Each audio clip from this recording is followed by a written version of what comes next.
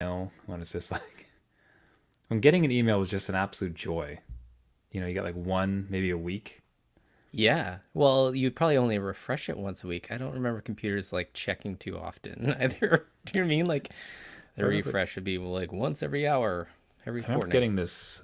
I can't even quite remember what it was, but I got this Hotmail account, and I was checking at the library. So I'd go to the library once a week because we didn't have internet at home.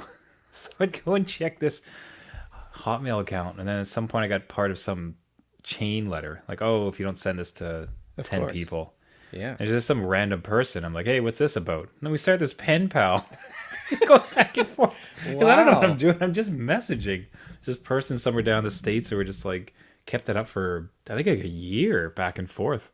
Just little pen pal, just going into the library once a week with my little Hotmail account, having a good time. That is outstanding. What did your parents say of the Hotmail account? My parents were like, "What is that? Excuse Hotmail? me?" That sounds a bit spicy for I a don't kid. I think don't think so. so. You can go to heavenmail.com. Thank you very much. Good angels only. Oh, that's even worse. You can trust that as an email service. Oh, don't Google it. Don't Google Don't it. Google it. It'd be Don't. the worst. It doesn't work.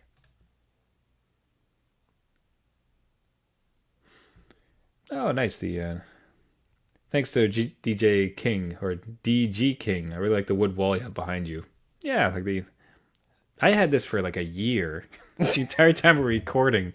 I just had it instead pointed to sliding doors from like the 70s, and then finally had to swing it around. Oh, You're yeah, gonna have to I'm come over and do my wall. You can do yeah. this No, one. I'll send my wife. I was like, it was her. She's like, would you like something like this? Like, I would. I don't want to do the work to put Right. it to put it up, but I do want it. All right, so going to be a good show. So we were covering Nintendo Direct, Golden Eye, janky nostalgia with Immortals, Phoenix Rising, possibly paying for Roblox Horror, Ooh. and anything else that comes up for the new dads. Let's get it on the road.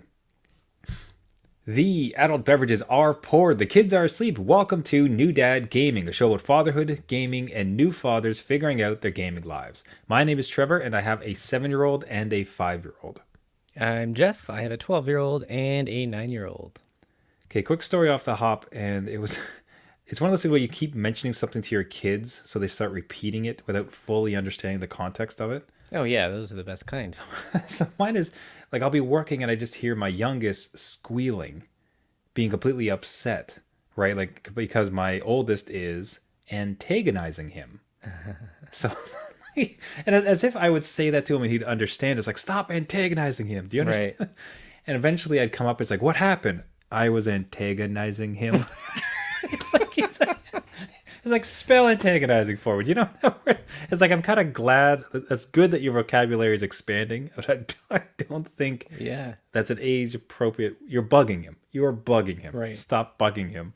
That's I funny though. Like he's probably at oh, the it's recess. He's like, "Stop antagonizing each he's, other." I can't wait to get a note from the teacher. It's like, yeah, your son told me to stop antagonizing him. Can you just quit it with the learning, please? Your learning's really antagonistic. Thank you. But moving on to gaming news, you had a great thing. I've always kind of dreamt of when I get to the phase where you're sort of at, where it's like I get to play the game, the kid's gonna watch, or we're together going to watch a football game, watch a soccer game, like just that kind of active watching of a particular segment. And it sounded like you had a bit of that this week, but because you and your son checked out the Nintendo Direct that happened just this week. So what was that like? Like what, especially from a kid who loves video games and probably was pretty excited by most of it. Yeah, just living the dream over here, Trevor. You know, what can I say? Can I watch Nintendo Direct? Yes, son. Yes, you may. Absolutely. Absolutely you can. Yeah, I had mentioned that there was a lot going on this week. There was Nintendo Direct and State of Play and Tokyo Game Show, but I have kind of mentioned it to somebody else that I was talking to, and my 9-year-old ears perked up. They're like, "Oh, Nintendo's showing more games?" Like they are. Games, you say? It's that time. So they were really interested. They asked what time, and I said, well, we could live stream it or watch it later. And they were pretty keen on live streaming it to get all that like right as it was going. You know, it's different when it's recorded, Dad. Like, let's do it live. So we watched this together, and Nintendo, I think, has extended this one. It was almost an hour. An hour. I wasn't expecting it that long. I thought it was like a 20-minute thing. But I have like a lot of birthdays and Christmases covered because Nintendo showed a lot of games that my 9-year-old wants, all of them. Like, it wasn't. Ooh, I'll take. He's just like he has his list out as you're speaking. He's like, I'll take this one, and I Yep. will take this one, and let's Yep. see if I get 2 for Christmas, and then I get 2 for my birthday. Yeah. Yeah. One from grandma, one from like, my brother. And yeah, it was a lot that Nintendo showed, and it just kept like one hit after another, like especially to my 9-year-old. So not everything hit for me, but man, like it was just like, oh, I really want that game. And it was like this farming sim that was by Square Enix. I think it's Harvestella or something. Oh, okay, And they're like, yeah. it's like this RPG monsters. It's kind of like Stardew, but it's a little bit older. I really want that one. And then Kirby, and they're like, oh, I really want the Kirby. That's amazing. I can't wait to play that game. I'm like, you have a Kirby game, you don't play it. Like, but that one. No, not. That's old, Dad. Get Yeah. with it now, please. The problem with Kirby games too is like they don't number them at all. Like, and all the names are really close. I'm old now. I am like, I can't tell the difference. Grandma's gonna give you the wrong one. Oh, grandma's. That is an absolute nightmare for a grandma. Like at least, Yeah. at least when everything used to be sequential, right? Like the PlayStation 2, Yeah, PlayStation. At least PlayStation. Tell you what, they're the best ones for at least the consoles, right?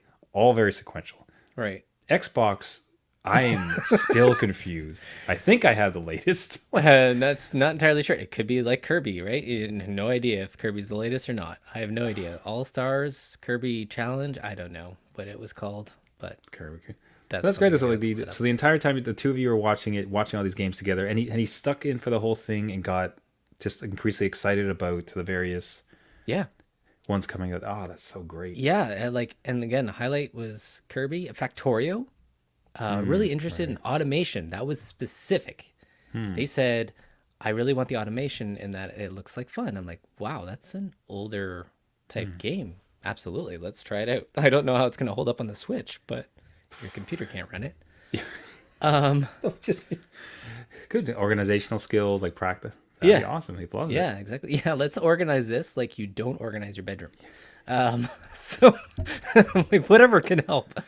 But in the like midway to the show, they had their online offerings, and I was taken aback because they are re-releasing GoldenEye. Oh my god, I can't like it. The internet by storm. Like I didn't watch the event, but immediately I was pretty well aware of GoldenEye Yeah. because like Twitter and everybody on it just could not stop talking about it, and it seemed like there was a bit of controversy. Is probably too strong a word, but there certainly was not. Some of the elements of the release does not seem to be well received. Is that right? Yeah, this was they inserted multiplayer, like online multiplayer into this, which that was kind of a surprise. Like everyone expected the local co-op. Oh yeah. But the online is exclusive just to the Switch. So it is launching on Xbox Game Pass. No online at all, ever. Yeah, I want to know how you feel about that? Because like for me, hey, there's GoldenEye. Yay! It comes to the Xbox. Wow, that's like how good of you. That's amazing that you released it to a different system. Fantastic. And I think it's actually on Game Pass, so it's even better. Yeah. So you don't even have to pay for it. And it's like, oh, it's going to have the full campaign. It's going to be HD, and it's going to be the local multiplayer that you love. I'm like, wow, that's all excellent. We're introducing online multiplayer. That's fascinating, but only for Great. Switch. You're like, huh. What? Now, now, at that point, like I said, there's so much of it for me when I heard about it. I have a hard time getting upset about that because so much of the rest of it was amazing. Like, wow, I get to play modern day GoldenEye or the remake of GoldenEye on my modern system on my Xbox. Fantastic. And then it's just like, oh, but you can't do multiplayer. It's like, yeah, fine, good. But now, how are you feeling about it? Well, I don't have an Xbox, so I'm feeling better. You care less. But I don't Couldn't pay care less, for I should say. I don't pay for Nintendo Online, so I'm not gonna pay for the online plus the expansion pack because you have to do the expansion pack to get this. Oh, which to me is like this whole game's price tag. Granted, yeah. for a year, but I don't think I would play with too many people. I don't know how this game would function online. Hmm. Local co-op or local multiplayer, very different experience when you have all your buddies around. You know them. You know Yeah. when people are kind of getting pissed off and stuff, and jerking around. Online, I don't know what people are gonna do with this game. Do you know what I mean? Like just Yeah. going back to like Counter Strike days, where you'd have your campers and snipers and all sorts of people just running around doing stupid things, and I don't know. GoldenEye is a very tight game and very small. Like it's a small map for each one, so I don't know. See what Part of happens. see that's a very fascinating thought because I wonder if it could possibly replicate it. Like it is look. Let's be really honest here. Like it's a janky game, Oh, right? for sure. Like I don't know if Yes. you try. Like it's still fun. Like you still go back and you'll have your nostalgia. You'll have a great time, but it is janky. Yeah. Yeah. And part of the greatest part was like you and your three other buddies, and you got pizza, and you got your four controllers. Like that proximity in playing was a real drive of it. It was amazing, right? Yeah. But it's also we were young. Like I don't know that you could just like It's like and then you just play it online. It could be exactly like it was. I don't know that you can recapture it. I would be interested. So sorry, let me finish that thought. So where does that go with online? Is it possible that online play would have that same will you get any of those feelings Yeah. from playing online?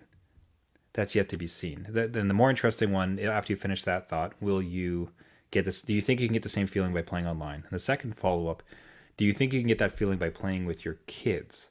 Especially if you can convince your wife, you have a foursome ready to go Yeah. to play this like all together. Like, what are your two takes on that? Online, I'm not sure. Okay, so just trying, we're all trying to chase this nostalgia of what was, right? So even trying to replay through this game, like I love it to death. This is one of the greatest games that I've ever played at that time. Now, I don't know if this is going to be just like, I'm going to use my old dad saying, a fart in the wind and it kind of goes out in the weekend. That's it. Multiplayer, I think it depends on kind of who you get in that lobby and who is playing with you, but I think you could have fun. I don't think you'll have the same energy as what back in the old days of sitting on the couch. That being said, with my kids locally and with my wife, I mean, I would have a blast because I know these maps like the back of my hand, That is like that is be right? clear is like your kids are very good at games. They and you, are. and Oh you're no, getting yeah, old. that's true. That's true. So So I don't know, like, so you got to be careful about that arrogance, man. I don't know that, like, you might have a real comeuppance and a humbling moment. I mean, I could position it as like this is the only time you could slap your dad with the slappers only. Like it could be really hilarious. Like that I think they would have a blast at, but somebody would kill somebody else and do you know what I mean? Like it would end in a bad time. I think we could have maybe a few matches before it starts to turn. At least with my kids. I don't know about your own, but be like, They're a bit, it's a bit young. So the first person, well, they've both played Garden Warfare, so they have some familiarity about weapons, reloading, and kind of like first person style action. So they might be able to pull it off, but I think it would go over their heads the competitive nature of it, and especially if I'm trying. I mean, because again, too, let's go with the version of this, right. which I'm not sure I agree with, but the version of it where you're so talented at this, Jeff, that your kids don't even stand a chance. Yeah. And then you got to, okay, how much is Jeff going to pull up to let the kid have one kill or two and not feel like a complete wipe? Because part of that competitive nature too is that you and all your buddies were trying as hard as possible yeah. Yeah. to win, right? So unless your kids haven't like really take after their dad and become like next level Golden Knight players, I'd be curious about. Yeah, I mean, I've seen them in Smash. They picked that up pretty quick and then started beating me like within weeks and months. So yeah, they could learn this game, and I'm sure just again, I used to play this all the time. Proximity mines in the complex, like I know all the spaces to hide, and I'm sure they'll pick that up pretty quickly and make a fool of me. But God, I don't know. You'd be the worst to play against. They're just like, you're not gonna do nothing but piss them off. You're gonna be like, you're gonna pick odd job. You're gonna like hide in the corner. Didn't even need odd job, Trevor. I can't believe you would wow. even say that to me. I'd be like Jaws. I'd be the tallest one in there Bring it on. with throwing knives and still clean up. Oh, This is my jam. So yeah, I'll let them win if we do try it. I mean, again, it's going to Game Pass. I hope that you would try it. Oh yeah. Maybe not with your kids, but with somebody that's have a good gaming sesh. Oh, Let me that'd be know. fantastic. That would just be so much fun. Maybe even with my kids if I can get them into it, but very least like just the I would absolutely want to do it just for that nostalgia trip. I remember buying it as an adult, somewhere in my 20s. I remember buying an N64 and for the first time beating Zelda Ocarina of Time. Right. And then because I never had N64 when I was growing up, and then also GoldenEye, just like playing all of the missions and just remembering like immediate throwback to how awful the controls are. Yeah. B, how fantastic that game still hold up. So, Yeah. what an amazing announcement! So thrilled it's come to Xbox. I am curious to hear from gaming dads out there. Are you upset about the lack of online multiplayer for the Xbox? Are you excited to play this with your own kids and like have your own in-house 4-player pizza party, GoldenEye, harkening back to the old days? Gather around, kids. Come watch how your dad was forged on the battlefield. That's right. But love to hear your notes there, gaming dads. So you reach out to us at our Twitter at NewDadGaming or our website newdadgaming.com. Now we are ripping apart Yeah. GoldenEye for its awful control scheme and graphics, everything else like that. Like it's still a classic. It'll always will be. Now, one thing I got into a somewhat similar scenario. So recently I got into Immortals Phoenix Rising, Okay. which is, well, let me get to the transition first. Like the super janky and not super janky. It is janky. The animations are not that great. The gameplay is not even particularly smooth. It feels like a poor man's Assassin's Creed. Like Okay, everything's just a little bit less quality. Like what did you call it when I was asking you about the game? It's just like a high quality mobile game. And it's not like, that's not like, bringing this down by any means. It just, that's what it felt like to me. Like it was just like you were saying, the transitions weren't as smooth. There's something just a little bit off. Like, And now, so the great thing about that though, like what it immediately did for me, and by the way, I'm adoring this game. I'm probably going to go play it tonight after we're done recording. Lots of fun. It showed up on Game Pass, so anybody with that service, I suggest dads try it. What it did for me though is like the complete immediate lack of polish was actually very endearing to me because immediately it kind of felt like a PS2 game. oh, And kind of the contained nature of it, as opposed to even with a Breath of the Wild or something like an Assassin's Creed game. You're like, oh boy, this is really fun. Let me just go to this map. Oh no, I don't have time to play this. why did I do this? Yeah. I can't play it. But you look at this one, like, this is fairly contained. Everything's kind of like fun. It like I got immediately like Fable vibes, like the initial Fable 1 or Fable 2. Yeah, I can see that. Just how you can tell that they put a lot of care into it. They tried very hard. There is a story. Everything's meaningful, but there's limitations of tech at the time. So between that kind of PS2 vibes, like the Fable vibe, not condensed, but like the reasonable, contained size of it all, Yeah. it's been really great. It drum up so much nostalgic of like, oh, this is just a video ass game. Video. This is just a video, very much just a straight up video game. Yeah. A game ass video game. That's the term I was looking for. It's from another podcast, and I always love that term. It's a game ass video game. Yeah. And it was great. I could totally see that. I remember playing the demo of this thing, and it was good. I had fun with it. There was a lot of puzzles in the one area I think I gave you, which were very Zelda vibes. Like I think it was like no, don't be kind. It is a top to bottom rip off. Oh, it's completely ripping it off. Like they get these gauntlets at some point so you can lift stuff. It is the exact damn animation as far as like the beam shooting out from hands. Yeah. It has all of the stamina features. So climbing and running and swimming, it all takes stamina, exactly like Breath of the Wild. The best part, Jeff, is like the weapons don't break. It's perfect. It's It's Trevor so Zelda. Look at this. Look, We did it. I've been waiting for this to not have my damn weapons break in a Zelda game. Oh no. Nintendo's out there taking notes. They're like, oh, actually, they did like that. They don't like the weapons not breaking and freaking out, Yeah. never using anything. Okay. So you before I went on my tirade, you had mentioned that so it had some Zelda-like puzzles and Yeah, it's Zelda, but with a different coat of paint, which was it was good. It was fun.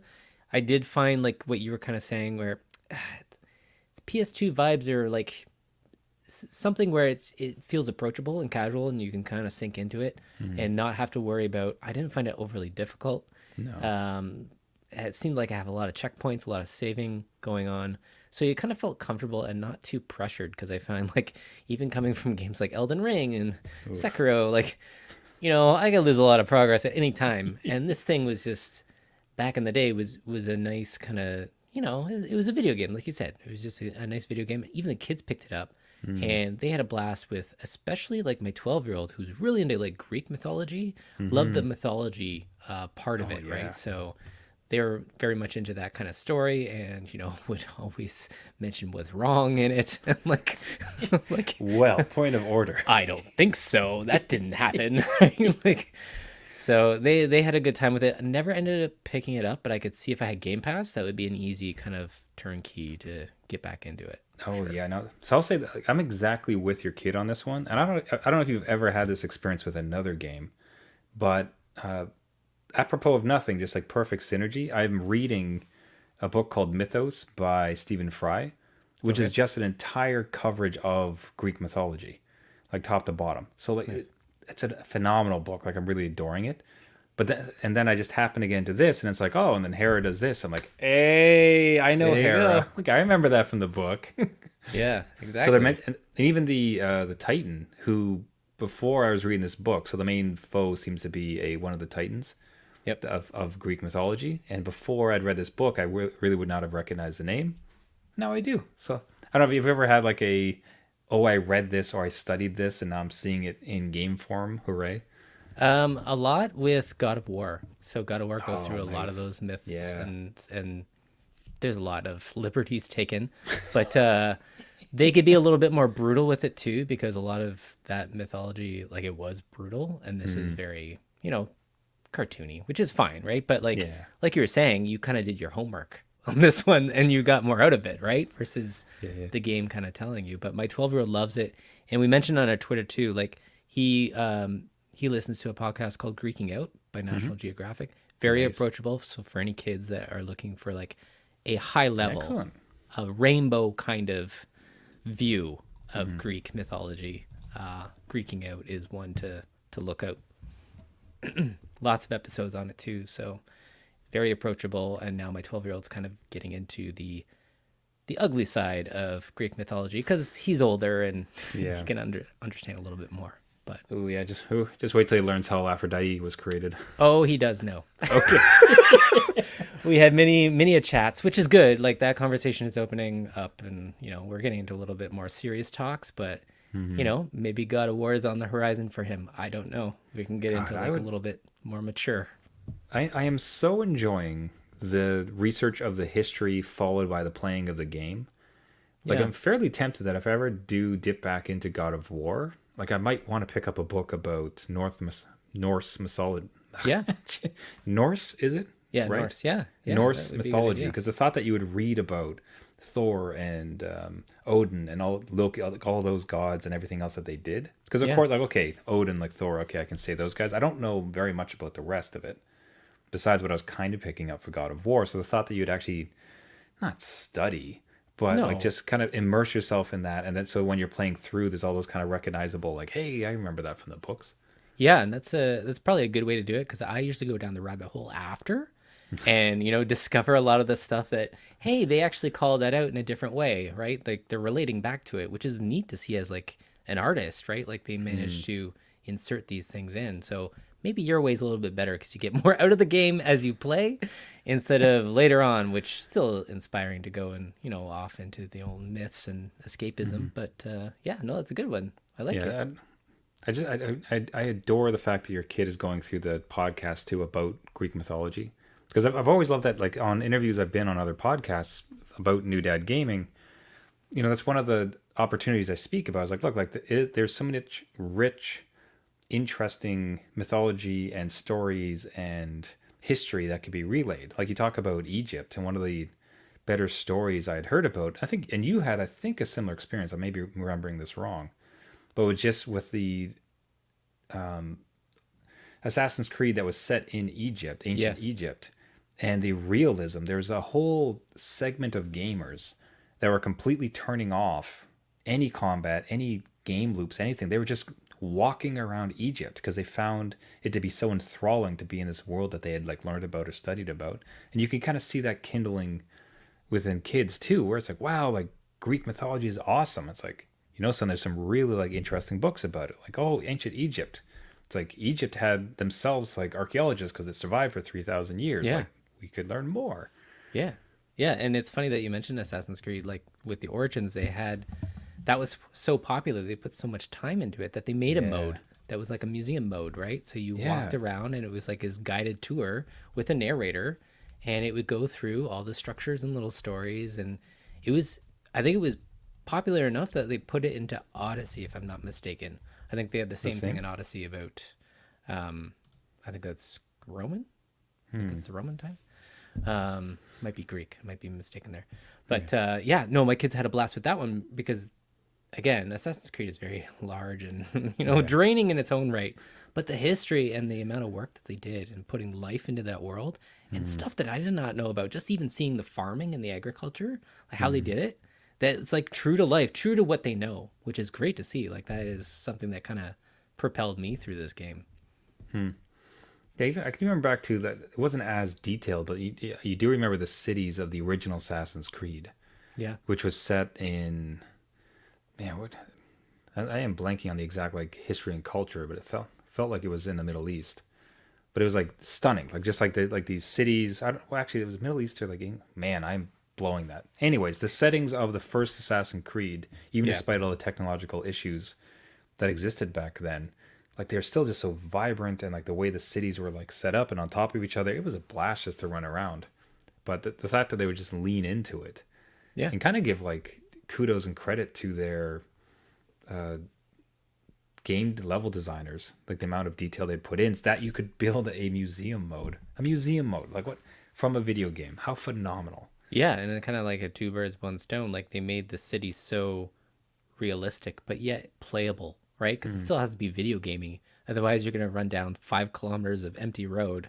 You know what I mean? Like to get to the next thing over the desert, to get to the next city of like Memphis. But no, they did a good. Like I don't give enough props to Assassin's Creed, and a lot of people just want to, like, oh, there's another one. Oh, it's gonna be janky, right? There's gonna be a bunch of problems with it, but they've really kind of owned this, like going into mythology and stuff, and I love it. I love it. Yeah, I'd be curious. I haven't heard as much praise for the. I mean, we're talking about Norse. I didn't hear as much for the Viking one. I don't know if you'd have to imagine it's probably as steeped, but It's free on the PS Plus I have. And I haven't You haven't downloaded it touched because it? I have to delete games. It's like an 80 gig game or something, so I have to go and delete. I'm like, I don't want to right now. So it is there. Maybe I'll play it after the show and dive in there. so excited. Please report back. And I tell you, it's some of the greatest part about gaming. I absolutely love the place that we've arrived. Besides the technology, the fun stuff, the capability, the improvement of life, where it's like autosave and fast load and all these other great parts, but like the thought that we can have borderline educational experiences that just expand what's possible from a exploration of history. Man, awesome. Love it. Check all the kids into learning. Look at that. That's right. It's like, haha, Dad, I killed a guy. You killed a historical figure. Which technically means you're learning. When you get to grade 7 or 8, you're gonna know that. It's not even gonna be a problem. It's like, describe the assassination attempt of the Egyptian ruler. You're like, yeah, stupid Assassin's Creed learning this stuff. Stupid A+. Exactly. I hate you, games. All right. Well, we'll wrap it up there. Everybody, thank you so much for listening. This has been New Dad Gaming. Do you have your own experiences with historical games? Have you read something and then played the games? Do you have a thought on GoldenEye? Are you looking forward to getting together with some other gaming dads or your own family unit to try to remake those old pizza laden, Coke strewn, as in Coca Cola, Coke strewn gaming nights around the old N64? We'd love to hear from you. You can find us at our Twitter at New Dad Gaming or our website newdadgaming.com. Especially on Twitter, one of the greatest parts of these last couple months as the show has continued to grow has been all the interaction with fellow gaming dads on these networks. So please do reach out if you have any thoughts or ideas or just to say hello. We'd love to hear from you. If you did like the show, you can find us on any of the podcasting networks to subscribe. So you can subscribe on Spotify, iTunes, Google Play, Caster, anywhere where you get your podcast. What really would help it, if we could ask for a favor, is if, besides a subscription, if you could leave a rating and a comment. Doing so massively boosts the show to other gaming dads as we try to bring as many as possible into the fold to compare Assassin's Creed's historical inaccuracies. That's right. For our Wikipedia entry. But besides that, everybody, as every week, we can't thank you enough for listening. Until next week, my name is Trevor, and I have a 7-year-old and a 5-year-old. And I'm Jeff. I have a 12-year-old and a 9-year-old. All right. And remember, just because you became a dad Does not mean game over. See you next week. See you later.